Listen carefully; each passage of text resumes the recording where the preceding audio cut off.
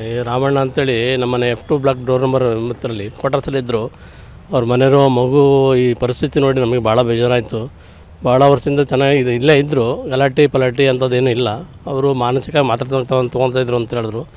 ಬೆಳಗ್ಗೆ ನಾವು 8-8:30 ಡ್ಯೂಟಿ ಮುಗಿಸ್ಕೊಂಡು ಬಂದರು ಅವರು. ಆ್ಯಕ್ಚುಲಿ ಬಂದಾಗ ಹಿಂಗೆ ಬಾಗಿಲು ತೆಗೆದಿಲ್ಲ ಅಂತ ಕಾರಣಕ್ಕೆ ಕಿಟಕಿಯಿಂದ ಏಣಿ ಹಾಕೊಂಡು ನೋಡಿ ಇನ್ಸಿಡೆಂಟ್ ನೋಡಿ ಬಾಗಿಲೆಲ್ಲ ಹೊಡೆದ ಮೇಲೆ ನಾವೆಲ್ಲ ಒಳಗಡೆ ಹೋದ್ವಿ.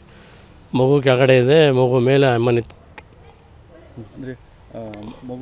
ಅಂದರೆ ಮೋಸ್ಟ್ಲಿ ಇರ್ಬೋದು ಸರ್, ಯಾಕಂದರೆ ಕನ್ಫರ್ಮೇಷನ್ ಇಲ್ಲ. ಯಾಕಂದರೆ ಫಸ್ಟ್ ಹೊಡೆದು ಅಂತ ಒಂದು ತಲೆ ಬುಡ್ಡೆನೇ ಚಿಪ್ ಓಪನ್ ಆಗಿದೆ, ತಲೆ ಬುಡ್ಡೆ ಓಪನ್ ಆಗಿದೆ.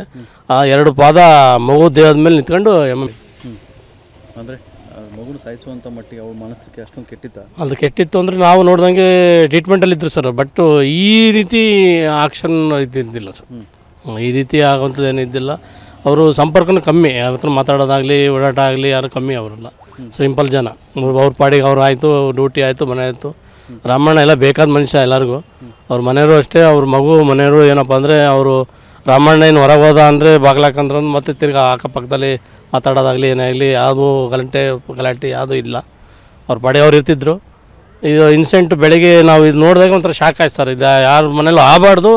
ನೋಡಿದ್ರೆ ಬೇಜಾರಾಗ್ತಾರೆ, ಮಗನ ನೋಡಿದ್ರೆ ಬೇಜಾರಾಗುತ್ತೆ, ಅಮ್ಮನ ನೋಡಿದ್ರೆ ಬೇಜಾರಾಗುತ್ತೆ. ಅಂದರೆ ನಿನ್ನೆ ಅವ್ರು ನೈಟ್ ಡ್ಯೂಟಿ ಹೋಗ್ತಾರೆ, ಅವ್ರಿಗೆ ಏನು ಗೊತ್ತಿಲ್ಲ ಸರ್. ಫೋನು ಮಗಳೇನೋ ಮಾಡಿದ್ಲಂತೆ, ಅಪ್ಪ ಈ ಥರ ಅಂದರೆ ಮಾತ್ರೆ ತೊಗೊಂಡ್ರೆ ಹಿಂಗೆ ಆಗ್ತಾಯಿದೆ ಅಂತ. ನಾನು ಬೆಳಿಗ್ಗೆ ಬರ್ತೀನಿ ಮೇಡಮ್ ಅಂದರೆ ಗೊತ್ತಿಲ್ಲ ಸರ್. ಅವ್ರಿಗೆ ಆ್ಯಕ್ಚುಲಿ ಮಾತ್ರೆ ತೊಗೊಂಡ್ರೆ ಚೆನ್ನಾಗಿ ಹಾಕ್ತಾರೆ ಅಂತ ಗೊತ್ತಲ್ಲ, ಆ ರೀತಿ ಹೇಳಿದ್ರಂತೆ. ತೊಗೊಂಡು ಚೆನ್ನಾಗಿ ಹಾಕ್ತಾರೆ ಬಿಡು, ನಾನು ಬೆಳಿಗ್ಗೆ ಬರ್ತೀನಿ, ಬೆಳಿಗ್ಗೆ ಬಂದು ಅದೇನು ನೋಡೋಣ ಅಂತ ಬೆಳಿಗ್ಗೆ ಹೇಳಿದ್ರಂತೆ. ರಾತ್ರಿ ಫೋನ್ ಕಾಂಟ್ಯಾಕ್ಟ್ ವೀಡಿಯೋ ಕಾಲೇ ಮಾಡಿದಾರೆ, ಮಗಳೇ ಮಾಡಿದಾಳಂತೆ. ವಿಡಿಯೋ ಕಾಲ್ ಮಾಡಿ ನೋಡಿ ಈ ಥರ ಮಾಡ್ತಾರೆ ಮನೇಲಿ ಅಂತ. ಏನೋ ಒಂಥರಪ್ಪ ಮಾತ್ರೆ ತೊಗೊಂಡ್ರೆ ಟೆನ್ಷನ್ ಟೆನ್ಷನ್ ಮಾಡ್ತಿರ್ಬೋದು, ಏನೋ ಇನ್ನೊಂದು ಮಾಡ್ತಿರ್ಬೋದು. ಬಟ್ ಹಿಂಗೆ ಹೇಳಿದಾಗ ಏನಾಗೈತೆ ಅಂತಾಗ ಬೆಳಿಗ್ಗೆ ನಾನು ಬರ್ತೀನಿ ಬಿಡು, ಫೋನ್ ಇಡಮ್ಮ, ಫೋನ್ ಇಟ್ಟು ಬಾಗ್ಲಾಕೊಂಡು ಮಲ್ಕೊಳ್ಳಿ ಅಂತ ಇಷ್ಟು ಹೇಳಿದ್ರಂತ. ಅಕ್ಕಪಕ್ಕದಲ್ಲಿ ಯಾರಿಗೂ ಕೊಟ್ಟಿಲ್ಲ ಸರ್ ಇದುವರೆಗೂ. ಆ ಅಮ್ಮ ಮಾತ್ರೆ ತೊಗೊತೀನಿ ಅಂತ ಇವತ್ತು ರಾಮಣ್ಣ ಹೇಳಿದ್ಮೇಲೆ ಗೊತ್ತಾಯ್ತು ಸರ್. ಅದು ಬಿಟ್ಟರೆ ಏನೂ ಗೊತ್ತಿಲ್ಲ. ಯಾಕಂದರೆ ಮಾನಸಿಕ ಅಸ್ವಸ್ಥ ಅಂತ ಮಾತ್ರೆ ಕೊಡಿಸ್ತೆ ಅಂತ ಹೇಳಿದ್ದು ಅವ್ರ ಹಸ್ಬೆಂಡ್ ಇವತ್ತು.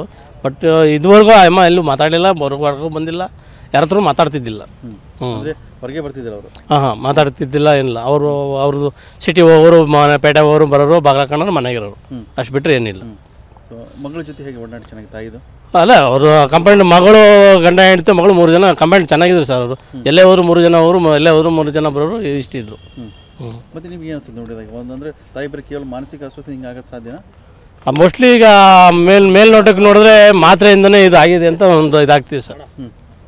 ಮಾತ್ರೆಯಿಂದನೂ ಒಂದು ಎಫೆಕ್ಟ್ ಆಗ್ತಾಯಿದೆ ಅಂತ ಕಾಣ್ತಾ ಇದೆ.